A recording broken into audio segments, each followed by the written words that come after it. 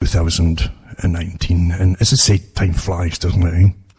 I think it's one thing that's free is that time can fly, because you can't get it to tax so far. Maybe that'll come, mind you. It really is flying in.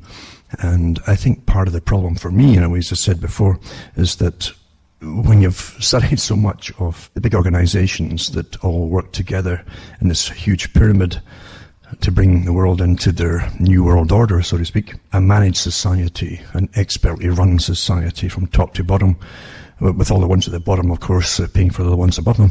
But that's the system we're really flying in towards now. And it has so many trappings of previous tests that they've had, experiments, you might say. The USA was called the Great Experiment to see if humans could really be independent and free and have a workable society without killing each other or stealing from each other and so on. And they did pretty well until they got a government, and then the government stole from the people, and this went downhill from then. But really, when you're looking at the first great experiment, then the second one was the opposite, you see. It was to be a totally controlled, scientifically managed society run by experts. And that was the Soviet system, the socialist system, as I like to call it. And they would have a semblance of participation by the public. So Soviet really meant rule by councils. It sounds awfully nice on paper, but in fact, it was a sham, because the councils or NGOs, etc., that spoke for different departments of society and segments of society and workforces too, were all appointed by the Politburo, and everybody had to be on board with it, because if you were not, of course, you suffered a short career. And that's really how it ran. So anyway, the big boys, of course, study all this, and they studied Nazism too, which is National Socialism. And don't forget that Hitler was given Time Life Man of the Year award when he was there. I think he had it twice, in fact, by them, for getting Germany on his feet so quickly. So from the Nazi and from the Soviet, which is international socialism, as opposed to National Socialism, to basically the whole communist system that we're used to seeing that supposedly disappeared not long ago. But the ones who rule the world took what there was the best parts of each one of these experiments, you see, and put them together. And what they found, the whole idea is control. All of these systems are about control, and ultimate control, and positive freedom and negative freedom, as I like to call it. How much positive freedom could you have without the people kicking the government out, for instance? So you have to get some negative freedom and put restrictions on them, and that's how it really works. Tony Blair was right into that from his mentor, and his mentor was Isaiah Berlin, who he actually went to see when he was put in office, and asked him, is it possible to have an equal balance of positive and negative freedoms for the public? Of course, that's where we are today. We're taught that we're free. You're only free, mind you, if you go along with the flow of information that affirms the agenda. You're free and you're fine. You can say all you want to say about all the things that are politically correct to say. And you can do your social preening, as I like to call it. Isn't just the usual virtue signaling. It's beyond that. It's much, much higher than that if you want to get ahead in life. And you can see these newcomers, these politicians today that really have no skills or talents, but they do know, being good psychopaths, that what's politically correct, and they make sure that everyone knows that they keep spouting the same stuff over and over, and therefore they're the real champions of the people, which means that the bosses at the top that run the world, they put them in charge of things, because the people really have no say in anything. And that's the sad truth of it. There's no say in anything. So you're in a new, real Sovietized system, the more perfected Soviet system, in fact, where the people think they're free. At least in the Soviet system, you see, they knew they weren't free. And although they'd all tell you that they were, because they knew the penalty if you didn't say that. In the West, we're all taught that we're free. Like Bertrand Russell says, we'll teach the people that they're free. And they'll believe it because the government keeps telling them that they are, you see. You're living in the best country in the world, with the best healthcare and the best this and the best that, you see.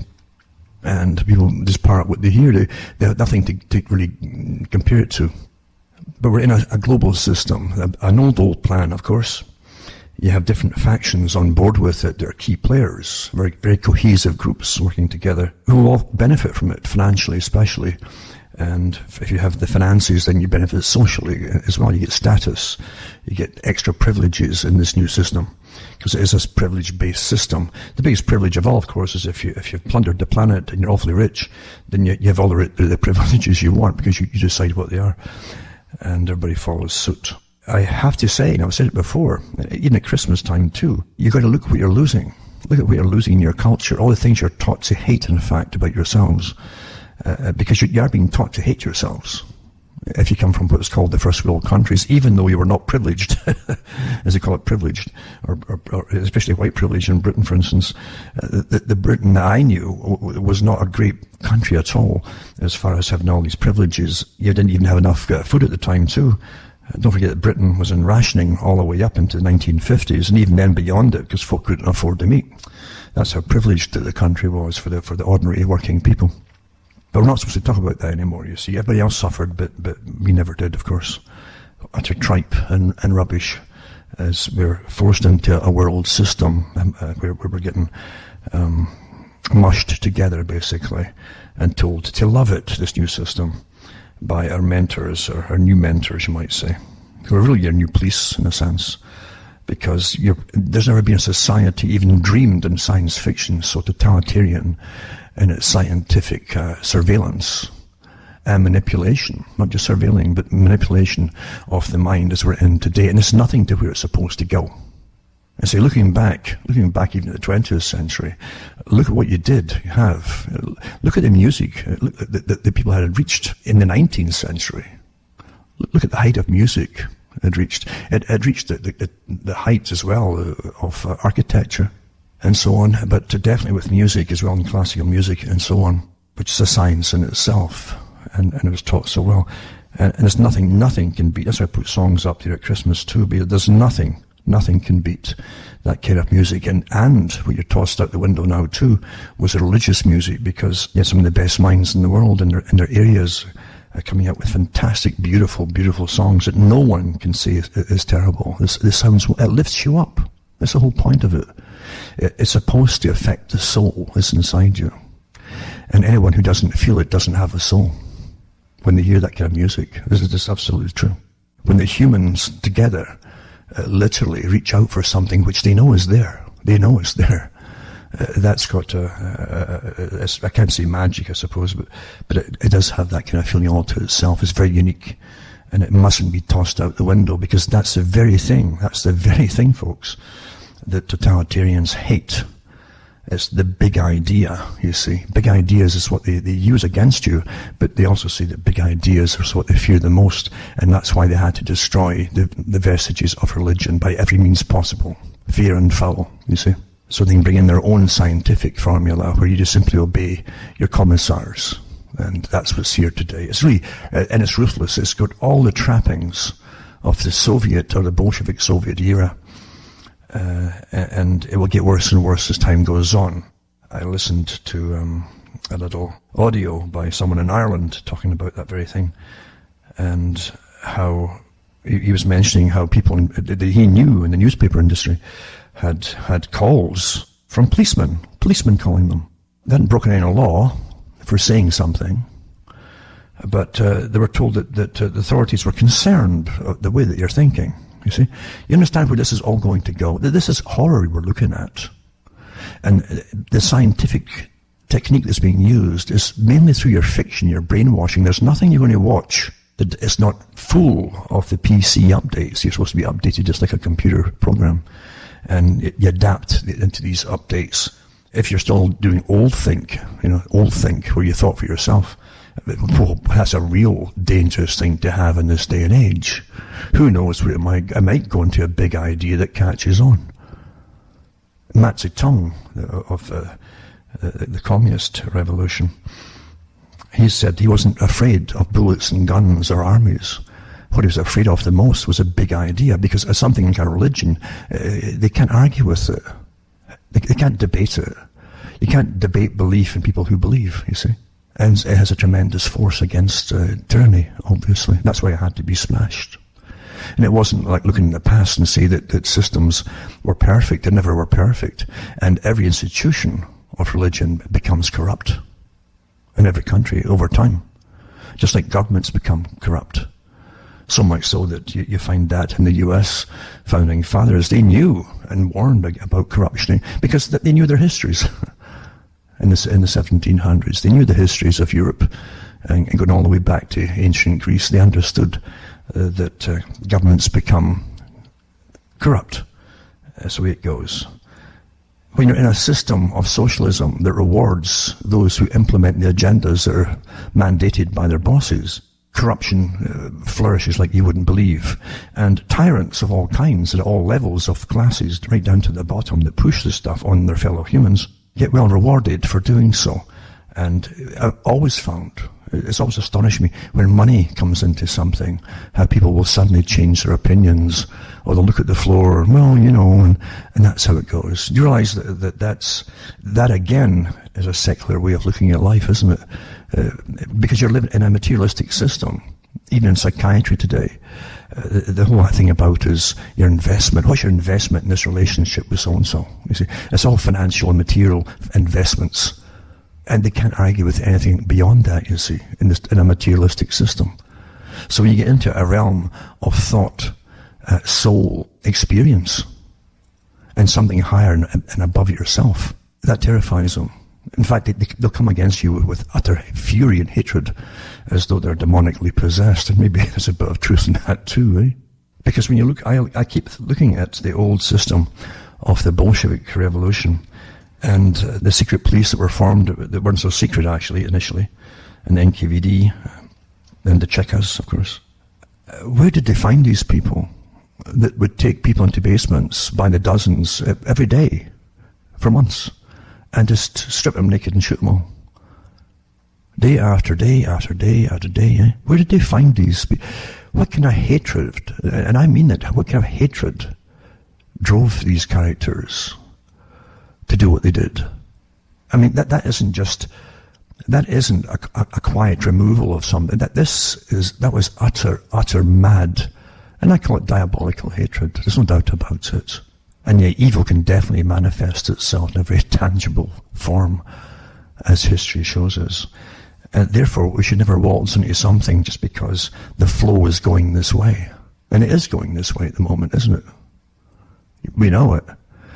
I mentioned years ago, I said, look, they brought the internet out. They'll make sure everything's for free. But before I even had a computer, I gave talks. And I said, I'll get a computer just to do the talks, to continue them. And when I'm done, I'm done. And out goes that computer, because it's not there for me. I said, right now, everything will be put out as though it's free. Everything's free, and it's personal computer. Why do you call it a PC, a personal computer? Why do you think they called it that? It's pure psychological nonsense. It's a selling pitch. It's not personal at all. The last thing you've got is privacy, and it's not personal on a computer or any gadget today. And they couldn't bring the system in without it. They really couldn't. And you say, who's they? Well, you look around you. Who owns the money system? What is the money system? You can't even get politicians who can explain that one. But we're taught to have faith in it, even though it keeps getting collapsed every so often, and you get plundered over and over. And folk get richer and richer as they crash the economies. Certain folk do. Of course they do. Because really, no economy has to be crashed. The magicians at the top, they make money out of nothing and could keep it going for as long as they want if they wish to. It's backed by nothing. There's nothing tangible getting moved from this corner of a big room to that corner over there, this other pile, like it used to be in the Bank of England with the gold bars. That's how they used to do it. That's all gone. There's nothing. It's just someone's word that this country owes X amount to this other country, etc., etc., etc. So you have that level there, and then you have the myriad of people who have, in all ages, they prosper by serving the ones that have the power above them. I gave talks years ago about psychopaths, and how under tyrannies you have the top psychopaths, maybe even one at the top, and around them you have the high clique around them. You see, it's very much of a hierarchy, a layered hierarchy. So the guy at the top, or woman, doesn't matter, and then you have the ones around them, the psychopaths, who worship the leader, because the psychopaths despise and will use everybody beneath them. but they grovel to the one that's got more power than themselves. That's the psychopathic mentality.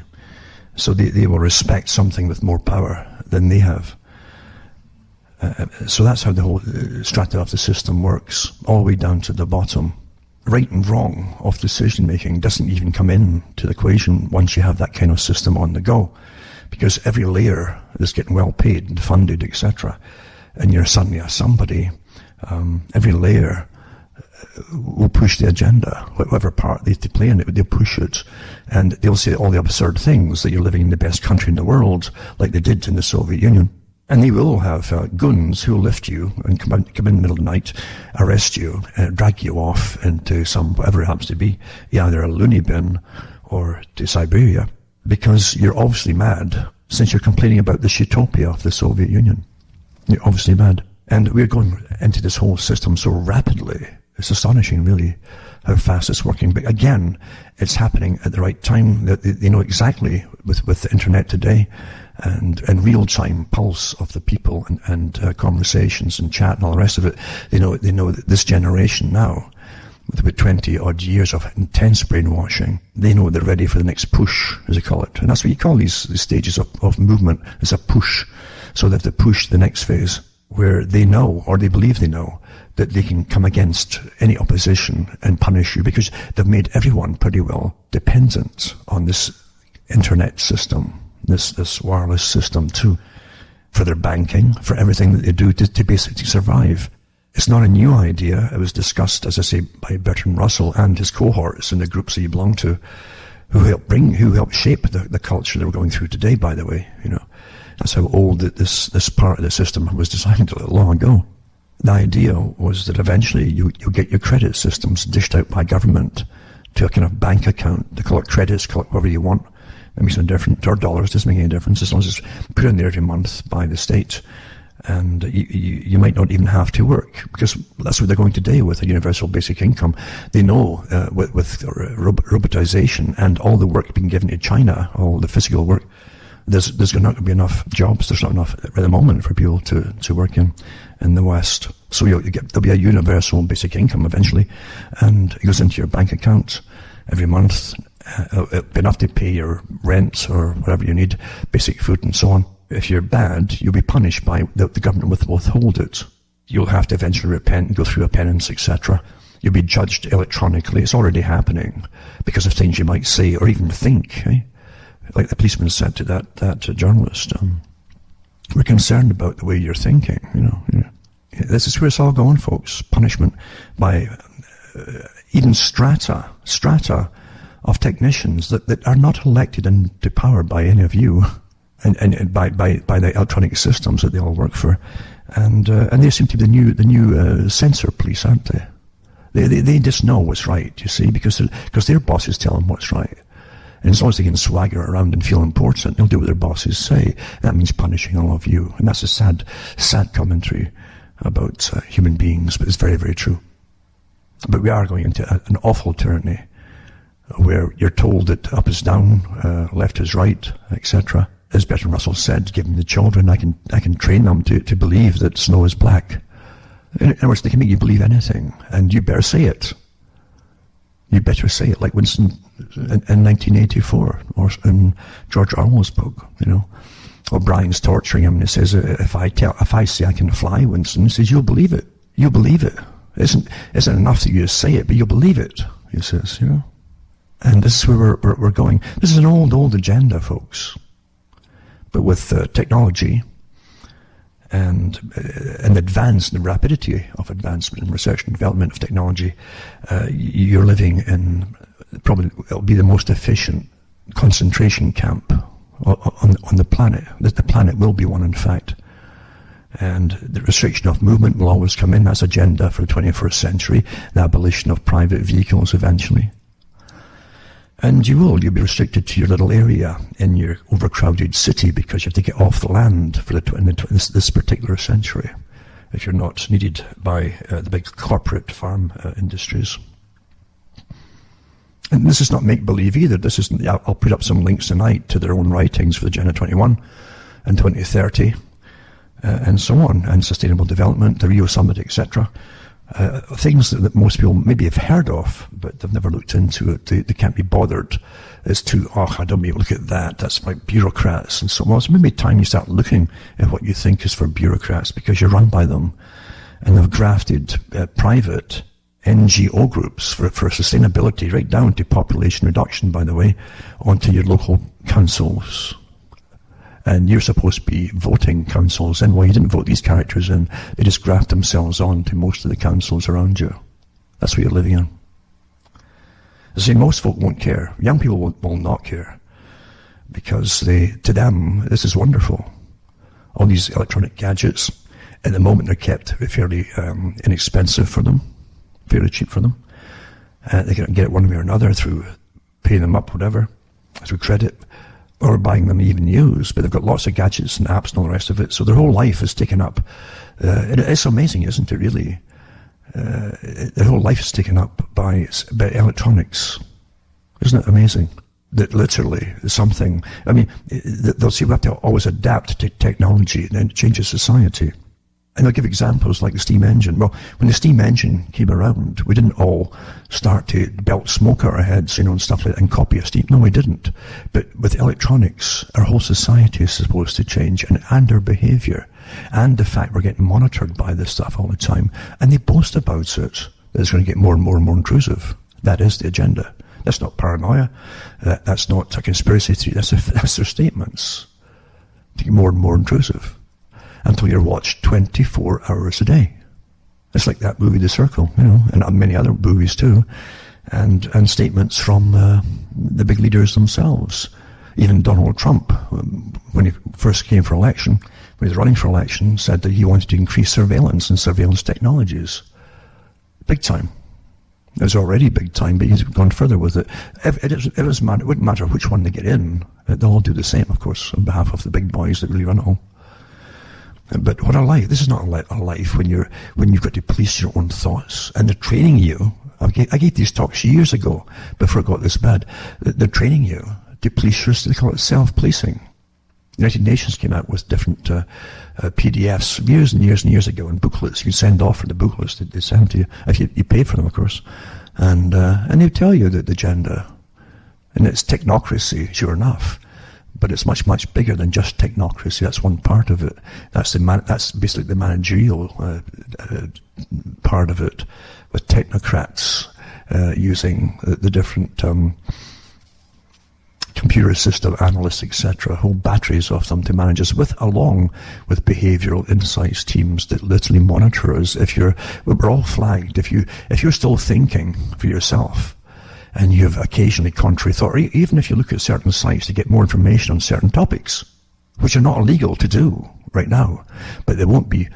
It's not nice that you look into this particular. Why are you looking at this particular topic? What's your problem? Why don't you just lay back and let us govern and manage everything? Haven't you noticed, folks? Haven't you noticed you don't get news anymore?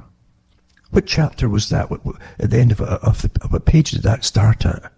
Because we don't get news. I said it would happen. We don't get it anymore.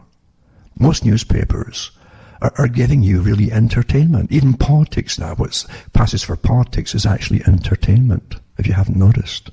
Every politician is a showman or a showwoman today. They'll want as many hits as they can on social media, or say hits, oh my God, how many hits did you get today, Baba? For saying nasty, foul things at some opponent, or whatever it happens to be.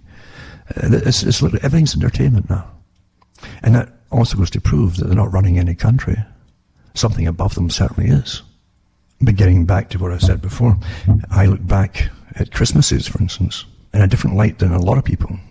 And how I look back is the countless generations that went before me, and the terrible times a lot of them had to live through, of poverty or plagues or whatever it happened to be at that time, or wars. And it was one thing in the year that kind of bound them together. And even people who had neighbors that were they didn't like it, whatever, or just mistrusted, they would see them coming to church years ago with their families. And then they start to, you say, well, I guess they're just ordinary people too, you see. It brought us back to our basic humanity and our little transient lives on the earth here. And you'd have some compassion for other people. But don't forget that, as I said, if you want to destroy cultures, one thing you must destroy is first their religion. Doesn't matter what their religion is. Got to do it. And then you defeat them. And then you destroy the family unit, you see. This is well known in warfare techniques, but that's what you got to do. Why do you think, and I did the talks years ago when the first Gulf War was on, and then the second one was on, and then Operation Iraqi Freedom. That's where they showed you the US troops cussing and swearing at the people in Iraq, saying, "We're bringing you democracy, you stupid effer," you know. That's what he said. I'm not kidding you. That should go down in history. That it should be, you know, this is civilization coming to these people supposedly, and cussing and swearing at them to copy a system that we don't even have back in our own countries. We have agendas, but we don't have democracy. It's such a joke. But anyway, think about it. Just think about it. We're living through amazing times, and it's truly, truly agenda-driven. It's not just happenstance, gone along willy-nilly, the accidental view of history. This is the planned view of history, and you're living through it. And it's not going to go nice and well for folk, because you're being spied on so intently now. There's massive files on everybody. This is admitted to now, including everything you've ever looked at or tried to find out about. Anything at all, it doesn't matter how innocent or whatever it happens to be, they know all about you. And they're watching you like hawks. You're flagged by algorithms that flag you, and then real humans pop in. Oh, what's this about? As I say, in Britain and elsewhere, you get a knock on the door, or you get phone calls from authorities. What are you thinking about? Well, why are you thinking about that? We're not sure we like the way that you're thinking. It's a crime, no, but we're not happy with the way you're thinking. This is going to be the worst hell on earth, and it's enabled to happen by masses of entertainment. Very cheap entertainment. Not very good entertainment either. People guzzle like never before entertainment. They're living on it really today, rather than... It's a great substitute for reality, isn't it? It's this pure escapism. And yet it's not just escapism from the elite's point of view. That is your brainwashing techniques. You're getting brainwashed all the time with entertainment. It's astonishing. It really is astonishing to me that things which at one time were speculative many, many years ago of what was to come, and we debated lots and lots of different things that we thought would be brought in. Sure enough, here they are, even though most people would say, "Oh, that's impossible, that will never happen." Yet here we are, where you're thought crime, you've got thought crime. And now you have intrusion into your life, not even by thought crime, but because it's not a crime yet for certain things. It will be eventually, very, very shortly, for a lot of things that you're not supposed to think about at all. And I mean that. It'll be forbidden to think about things. It's bad enough forbidden to speak about things, but forbidden to think about things.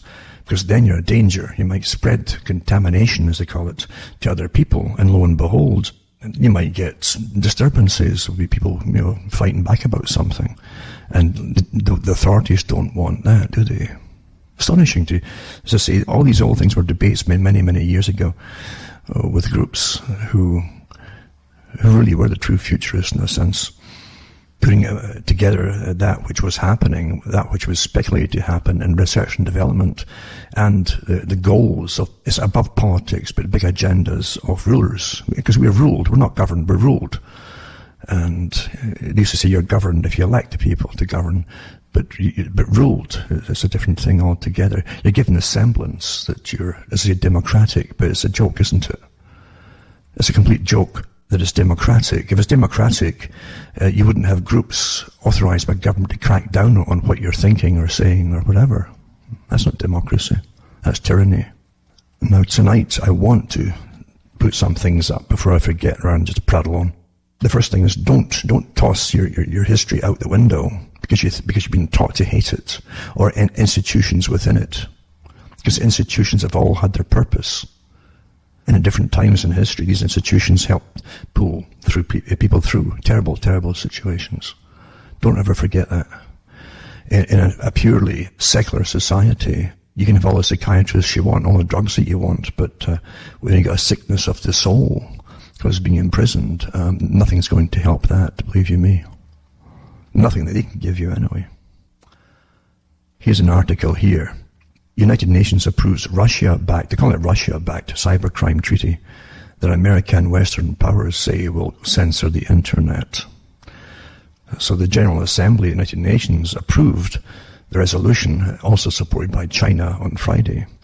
It will now set up a committee of international experts. I love these, in these democracies, we get these experts, these high priests that just appear, with every new science that they come out with, or variation, or segment of science.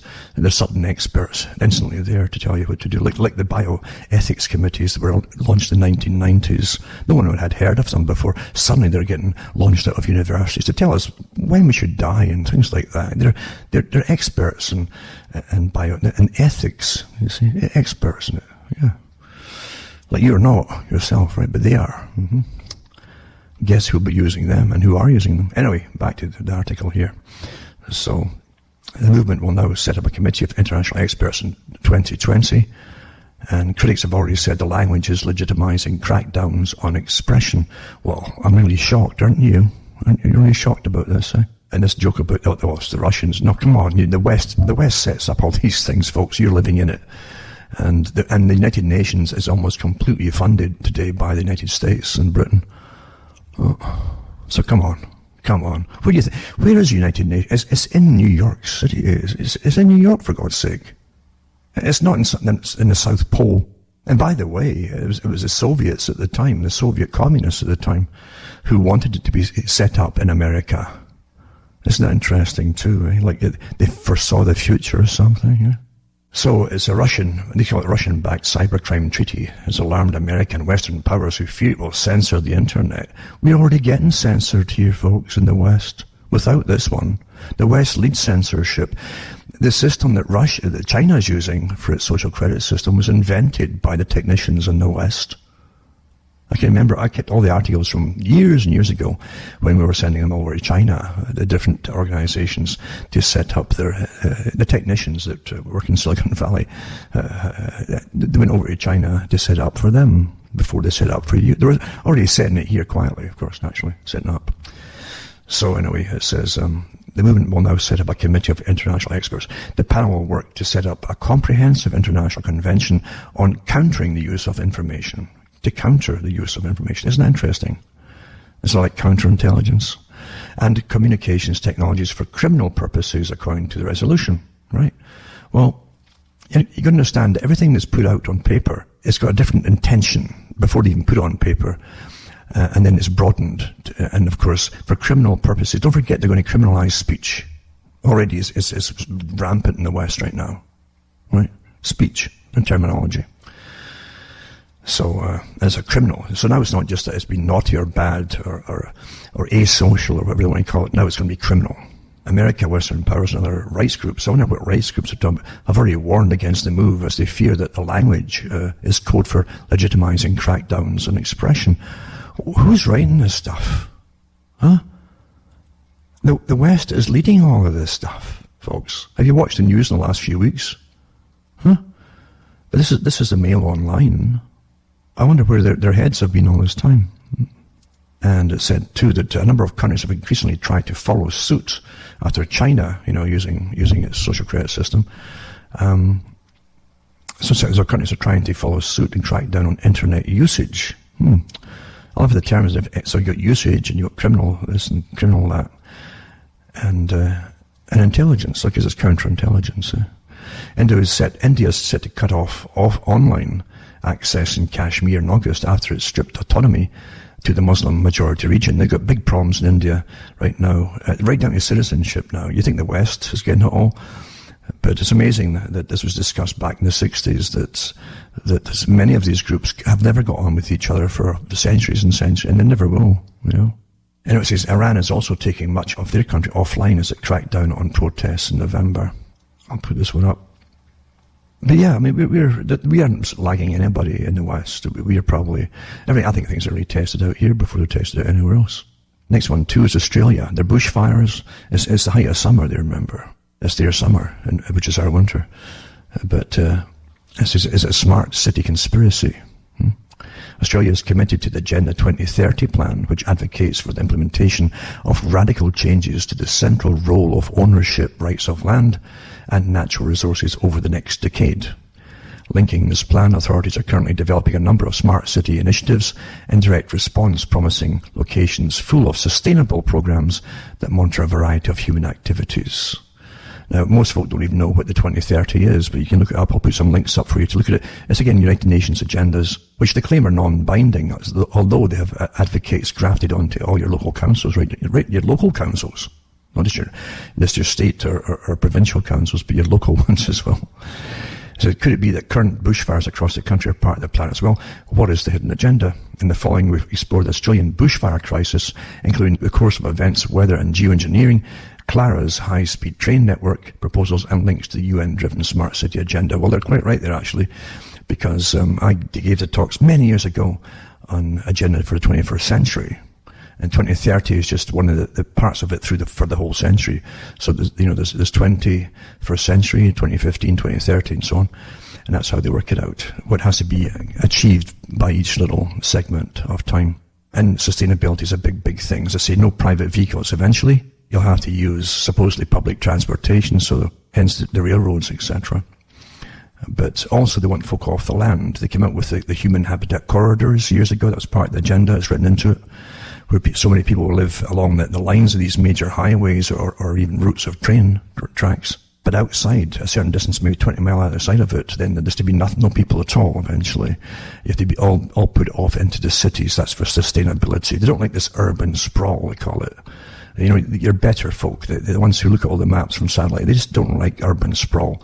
And they know how you should be living. And there truly is Technocracy Inc. For those who have. You can download their old agenda from the 1930s. It's still there. And many of the folk that were part of that are ruling over you today. In fact, their descendants are. And it says, could it be that the current bushfires across the country are part of the plan as well? What is the hidden agenda? I can remember there was a report from Dr. Day, they called it, I think, going back from the 1960s, I think it was. There was a doctor that attended a big international conference through the UN and so on. And he came back and told his pals he worked with, his colleagues, about the agenda. He said he couldn't believe it, but they said that they wanted to get that was the 1960s. He says they wanted to get folk off the land. And how can they do that? And during the talk, this expert said, well, there's many ways to get the folk off the land, but eventually, if we have to, we'll burn them out. There you go. Quite simple. But I remember the doctor published a book about it on his colleague, Dr. Day. Dr. Day was dead by then, I think. But this other one published a book on it, and you can take from it what you will, and again, you'll have the big problem of guarantee, or trying to find if it's really genuine or not. It certainly falls into the big, big plan, doesn't it? This is quite a good article. I'll put the whole article up. In fact, geoengineering in Australia. It goes into the geoengineering efforts of Australia, creating clouds, rain in the atmosphere, largely hidden from the public. As a secretive network of government agencies and private business interests continue to manipulate the weather around us to their personal benefits. And that's the truth of it. I mean, there's plenty of documentation, and some of it's in this actual article in itself. I'll put that up too for those who don't get it. You won't convince most people who go with the mainstream that the authoritative news, and the same authoritative news will tell you everything's fine, the economy's fine too, everything's just fine. What's your problem? And you can't help those folk. They will always go for the authorized version. Also, when I put up one article from The Guardian, and it's with Malcolm Roberts, in Australia, and it says, he promised, and Malcolm Roberts delivered after announcing on Facebook that he would address the threat to Australian sovereignty from Agenda 21. He raised it in his first speech as an Australian senator. After extended remarks intended to refute the scientific consensus on climate change, which is not consensus, it's for the group that works for the IPCC. They all have the consensus. They get paid for it. The rest don't. There's thousands that don't, of top scientists don't go along with it. In a comparison of himself to Socrates, Roberts said that people are awaking to the United Nations destroying our national sovereignty through implementation of the UN's 1975 Lima Declaration and 1992 Rio Declaration for the 21st century, global governance, often known as Agenda 21, more recently as Agenda 2030. And it goes on and on. I'll put this article up too. And I love how they poo-poo you right away. Here's what you're supposed to believe. The headline is what you're supposed to believe. This is how it's done on news, on television too. Agenda 21 is conspiracy theory, but don't dismiss Malcolm Roberts as a harmless crook. That's your headline, meant to ridicule all the rest of the stuff the guy is saying. Because Agenda 21 is not a conspiracy theory. It's published by the United Nations. I'll put the link up tonight for those who would download their PDF on it. It's quite astonishing how they try to twist all reality, knowing most folk will never look into anything, and to find out for themselves. It'd be too much of a shock, you see, to realise that yes, the people are telling the truth here. That there's big agendas going on, and you're being lied to very blatantly too. And tens of thousands of Aussies engaging in Agenda 21 conspiracy on social media, it says too. And world population, what happens if we reach over 10 billion people? And then they go into the other different fear agendas that are put out there to make you just buckle under and leave it to the experts that come up with these big massive figures out of nothing, out of nowhere. Years ago, as all this was happening, I was giving out the stats of the government for census and so on the populations in the West supposedly plummeting, which would be a good thing, right? You're reducing your population for sustainability. You'd think you get a little gold star, but no, then you get punished for not having enough people to pay off the national debt. So you're supposed to import people. In other words, it's all bogus, folks. There's a big agenda here. Big agendas, many of them actually all working together and overlapping each other. There's nothing to really guess at here. Also, even look into the silly, I think the Wikipedia goes into it, and that's not the best source either. It's very, very biased in so many things. But Agenda 21 is a non-binding action plan of the United Nations with regard to sustainable development. You understand what sustainable development means, folks? It's to do with population control. And it says it's a product of the Earth Summit. That was Mr. Maurice Strong on behalf of the Rockefellers at the time. And the Rio Summit too, a UN conference on environment and development held in Rio de Janeiro. And it says here, it's a non-binding action plan of the United Nations with regard to sustainable development. It's a product of the Earth Summit, as I said before. The UN conference on environment and development held in Rio de Janeiro, Brazil, 1992. It's an action agenda for the United Nations and other multilateral organizations. Well, guess who they all are, eh? And individual governments around the world that can be executed at local, national, and global levels. The big thing here is, you see, none of you vote for this. It's way above what how simplistic is your thinking when it comes to government? This is way above governments, but the governments write these things into law. This is Agenda 21 reversed to the 21st. This is from the same organizations that poo-pooed it when people like me used to talk about this years ago. Now they're saying, oh, the 21 and Agenda 21 refers to the 21st century. It has been affirmed. Well, that's okay. And it had a few modifications at subsequent UN conferences. Its aim is achieving global sustainable development. But they never tell you, what is sustainable? Well, the perfect number of you lot, you know. They don't need you all anymore because, you see, your purpose is to work for the elite, and they don't need you all now, you see. Step by step, they'll bring it down when it's time. One major objective of the Agenda 21 initiative is that every local government should draw its own local Agenda 21, you see. What initiative, really. Since 2015, Sustainable Development Goals are included in Agenda 2030. And it goes on and on and on. So this is something that's to change all society, bring it under a global system, bring down the population, regulate your life from birth to death, folks, for sustainability, on consumption and everything, energy use, you name it, blah, blah, blah, blah, blah. This is the big agenda, and where you're going to live. Also this one too, Agenda 21 in one easy lesson. I'll put this up. Awareness of Agenda 21 sustainable development is racing across the nation as citizens and community after community are learning what their city planners are actually up to. As I say, they graft themselves on, these organizations. They graft themselves on. And then try to say, well, you see, it's voluntary, really. I mean, you know, it's non-binding as they ram it down and take people's property away, etc., through different sustainable goals. There's an article here, too, on how things are implemented so quietly, you wouldn't even know. This is your hometown and the United Nations Agenda 21. Gives you an example in California, how the Air Resources Board says the company was not charged with or even accused of illegal emissions like many other businesses. It merely failed to notice a new regulation posted by CARB, C-A-R-B, requiring all semi-trailers, shipping containers, vans and rail cars with diesel-powered refrigerators to file a report with the agency. Once you see what the fines are for that, they didn't tell the public or publicise it. They started fining the company so they didn't even know about it. How would you like a $200 a day fine? And some of them were up to $86,600 in fines. See, this is not democracy, folks. This is tyranny when you get this stuff done to you. And they'll do the same on you if you're eventually on the road. They've already had agreements drafted up on how many miles you'll be allowed to travel until they start weaning you off the road altogether. The electric car is only a temporary gap stock, basically. It's not meant to be really that practical in the long run. They always want rid of the gasoline engines, and then eventually they'll start doing the same with the electronic ones too, to them off the road. The ICLEI, which is grafted onto your local councils, go and ask them about them. Do you have a local government for sustainability group, ICLEI, grafted onto your council? And because everything gets passed now, it has to go through them now, even though it's supposedly, as I say, voluntary, right? A lot of these people who make up these councils, are retired or semi-retired civil servants of all kinds. They're told to go in and join these particular groups and then graft themselves onto your councils to rule you. Until you can't move without getting permission, and you couldn't afford to get things done because they'll simply ban it all with under sustainability and environmental studies if you want to put up a garden shed or something. I mean, that's already happening. So I'll put these up for you. And ICLEI, Local Governments for Sustainability, is a global network of more than 1,750 local and regional governments committed to sustainable urban development. Active in 100 plus countries, we influence sustainability policy and drive local action for low emissions, nature-based, equitable, resilient and circular development. I like circular development. That means you end up always going in a circle trying to get permission. The ICLEI Oceania Regional Secretariat, I love the term secretariat, serves interest and needs of local governments in Australia, New Zealand and the Pacific Island nations. Then they give you their websites and programs. Not bad for a voluntary thing that ends up being dictatorial. And that's what it is, folks.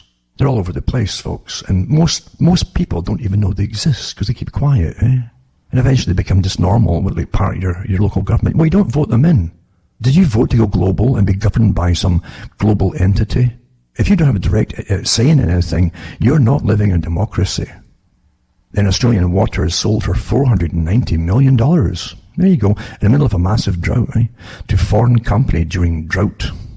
December 12, 2019, a multi-billion-dollar Singaporean food company is selling 89,000 megalitres of Australian water to a Canadian pension fund. The mega sale of Australian permanent water rights comes as the country is crippled by one of the worst droughts in its history. On Tuesday, New South Wales brought in a complete ban on hoses as part of the toughest water restrictions implemented for more than a decade. Not bad, eh? But no such problem existed for food and agriculture giant Olam International, which sold 89 billion litres of permanent water rights for an astonishing $490 million. Everything's a racket, folks. We're run by rackets, but you'll never figure them out. They're so incredibly, it's beyond the movie The Sting sort of thing. Sting upon sting upon sting. You never really figure it out. It's a racket. What's Canada's pension funds doing involved there too, eh? Well, what on earth is this, eh? Anyway, this article goes into where this is all about the Murray-Darling Basin and so on. And other articles too about the cutbacks in firefighting and financing that have been given in different areas right now, and they're really suffering for it, by the way. Also, dozens of firebugs are blamed for destructive Queensland fires. This is mainstream, of course. Almost 100 firebugs, that's fire setters, deliberately started blaze across Queensland. That's destroyed homes and consumed thousands of hectares of bushland. There's bigger movements going on right now. There's even been firemen. That's quite normal, actually. Obviously, it's firemen too that were caught in one place too. One particular fireman was seen setting fires by police, and he rushed right back to his station so they could get on the engine and go out and fight it. It is quite amazing what's going on. But anyway, there's a lot more people involved too, setting fires. So folk get in on the act, you might say, and it's up to you what you want to figure out. So we'll never really know if they're coordinated or paid to do it, or it's all just happenstance and like a crowd rush thing. We'd all jump on board with it. But they've got adults and juveniles involved. And 31 adults, 67 juveniles, 98 people altogether in one area, that's in Queensland. One boy alone had started a fire that razed 14 homes in central Queensland and dealt with under the state's Youth Justice Act. And everything the New South Wales Fire Service could have bought if their budget wasn't cut. Good article. It shows you how everything's set up so that when they really start getting the fires, that they're not ready for it because they don't have the cash. Lots of cuts off their budget. It's amazing how things work together. But then they always use it, well, it's climate change. No, it's not climate change. And then extreme heat in 1896, just to let you know that all this record-breaking thing's nonsense.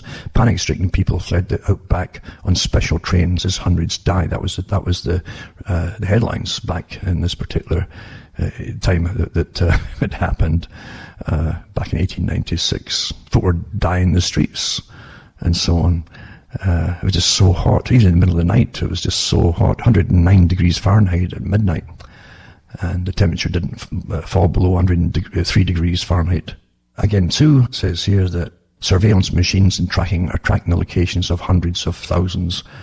And this part here goes into university students and how you're getting trained by them too, by point systems, even in universities and colleges for attendance and so on and so on. You're prompted, you're trained and spied upon constantly. Most folk will go into it thinking it's all quite normal. I think people can drift so far into it with a scientific system. The scientific tyranny is the worst of all. And Bertrand Russell said if there's going to be a tyranny, he says, I wish it to be a scientific one. That's the kinds that he preferred. Total control over the mind of the people, basically. Now, how can you fight it if you don't know? If you're unable to recognize what it is? If you're conditioned, it's all quite natural. Again, I'll put up George Orwell's The Freedom of the Press. His proposed preface to Animal Farm is awfully good, where he talks about so much of it's happening today with their speech, what we think and what we say, and how they were censoring it. He was taking the example as the Soviet system. As I say, they learned from the Soviet system. This system we're in now is actually part of the super-Soviet system on behalf of the top capitalist of the world. Also, just to mention too that the British Home Secretary signs the extradition order to send Julian Assange to the US now to be tried. Also, a little bit of tidbits that is so bad now that with the anti-religion thing, as it just try to destroy all the past and the culture and so on. Former chaplain to the Queen of England quits the church. He's a chaplain to the Queen. He quits the church and converts to Catholicism as he attacks the Church of England's transgender stance and failure to defend Christian values. And it's true enough that I don't know what the Church of England stands for anymore. I mean, I think they're embarrassed to even pretend that they're Christian. I really do. I think it's that bad there. Because they don't stand for anything at all. Even the people that attend the churches, they don't just stand for anything. And I remember too that there was the Archbishop. He was of the Church of England. He was a Druid as well. You know, like Winston Churchill had joined that too. They all joined all the different Freemasonic organisations, and that was one of them. Christian persecution at near genocide levels. So I just thought I'd put that back in again, since it's this time of the year. No one really cares. As poor little ordinary family groups across the Middle East have got slaughtered for months and actually for the last few years, and hardly anybody lifted their head to even, never mind to shed a tear, but even to bother looking. It was almost embarrassing, in fact, to look at what was being allowed to happen with the use of our tax money, funding all the weaponry of the groups that were doing it. Terrible, terrible. Very ancient churches and peoples, just ordinary peoples too, you know. They're the quietest, most pleasant and non-aggressive people pretty well in the Middle East, actually. Russia and India refuses to compromise on national interests for US trade benefits. This is how they're trying to make the deals. And it's kind of interesting right now, because the US is funding everything. You know, the US buys everybody off, but they want certain rights over countries, you see. This is Pompeo, this other article, woos India with secure 5G, arms sales and nuke project after recent tensions. So you always make great enemies of the future, because they've been doing the same with Pakistan too, you see. And they're terrible enemies with India and Pakistan. So that you arm both sides and you make a profit, and you sit back and down the road in the future you say, oh, that's terrible what they're doing to each other. You know, they use their weapons against each other. You know, something. The best enemies money can create, indeed. Whereas we've always created the best enemies that money can buy. Just to end on a cheery note, because I'm glad you make you cheery, because you don't want people that are a bit better than yourself, with better genes and all that, getting cold this winter. But heaven forbid, it's terrible, you know. In Britain, for instance, getting cold in the winter time. The Queen faces a costly £86 million repair bill for Prince Charles' London home, Clarence House, as it gets set for a New Year makeover. Well, I'm glad they're doing that for poor Prince Charlie. Poor soul. £86 million repair bill. And that's just one of these homes, you know.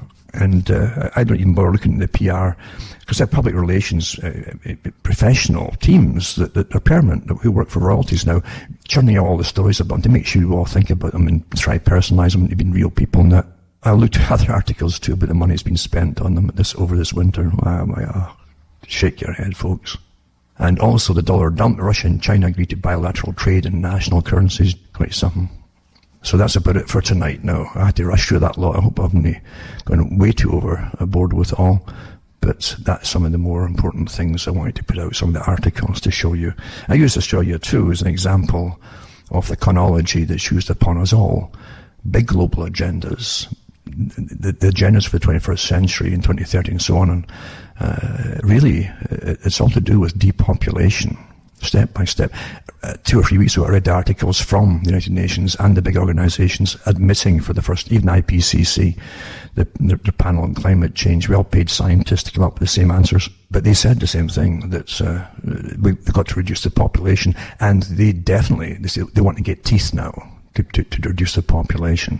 It's enough to have got mass abortions on the go, but this, now they're killing off older folk. Now they want to literally step in. They've actually floated the idea. One of the guys a few years ago, they bring the same professor out every so often to push the envelope, and he said it's time maybe we should think of, rather than let people retire at 65, actually think about just letting them die off or killing them. I hope they understand what I'm talking about. This isn't just speculation in some zany little bizarro talk show thing on the TV. This is mainstream stuff from universities and getting promoted and getting aired on national television in places like Australia and Britain. We've had it there too. It won't stop, you see, and it's always presented, and we want to help you.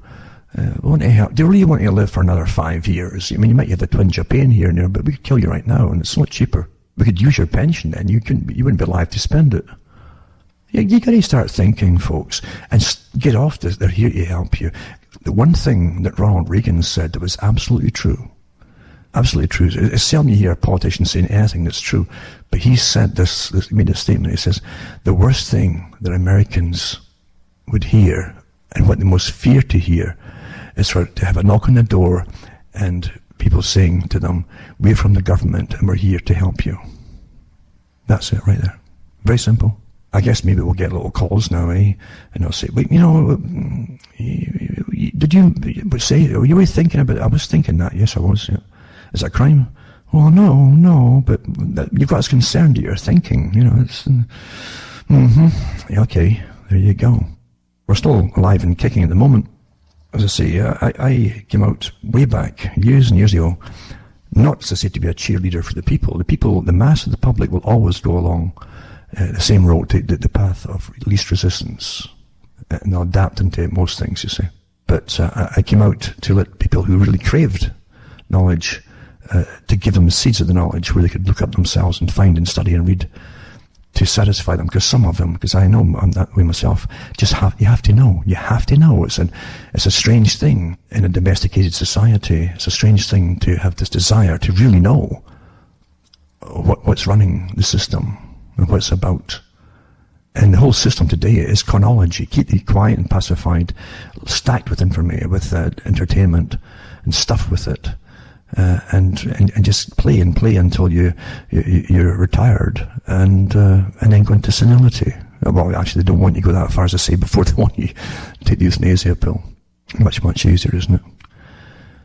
Life has to be exalted again and put on a pedestal, back up in the pedestal that Aldous Huxley's brother Julian Huxley said. He says we must knock them off, mankind off his pedestal, and put them down in order so they can do with the humanity that which they wanted to do.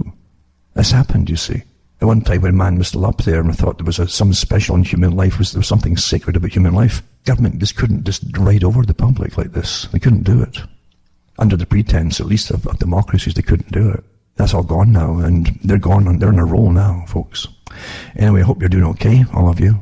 Thanks for all the people who've emailed me. I like to get in touch with them all and find out what's happening. It's important because we're all people. We're all connected. We are connected on the same journey here. It's good to catch up and hear about the little trials and tribulations that we all go through. We've all got them. We're all human. And that's what also binds us all together. I think, is the fact that we are human, and hopefully we care about each other. For myself, Alan Watt from Ontario, Canada, it's good night, and may your God